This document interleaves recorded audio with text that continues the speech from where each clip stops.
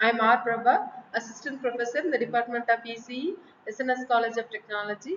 In this video, we are going to discuss the topic on divergence for the course Electromagnetic Fields and Waves. So let us recall the previous topic of gradient.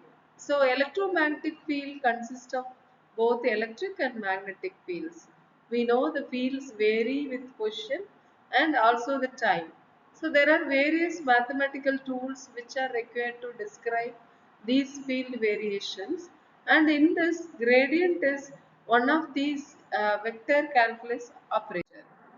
And the topics for today's discussion is we are going to see the concept of divergence, mathematical definition of divergence, physical significance, divergence in electromagnetic fields, divergence theorem, and applications of divergence in electromagnetics. So now we are coming to the empathize part. So we are going to understand the need of the divergence in electromagnetic fields. So here the divergence measures spreading or convergence of a vector field, and this indicates the presence of sources or the sinks. So it is a scalar quantity which is obtained from the vector field, and its symbol is del dot A. And the use of divergence and its physical significance, the positive divergence represents the source of field, negative divergence represents the sink of field, and zero divergence represent the solenoidal field, and this is used to identify the charge distribution, whether it is source or sink or solenoidal in electromagnetic fields. So now the mathematical definition of divergence for any vector, for example, take a vector, it is ax I vector plus ay j vector plus az k vector. Next is del dot a vector is dou ax by dou x plus dou ay by dou y plus dou az by az.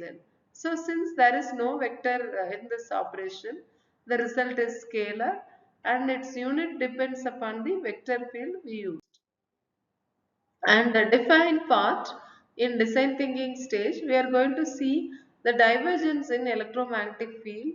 So electric field divergence will be given by the formula del dot E vector is equal to rho by epsilon naught, and this is based on Gauss law, and this rho is called as charge density, epsilon naught is known as permittivity of free space.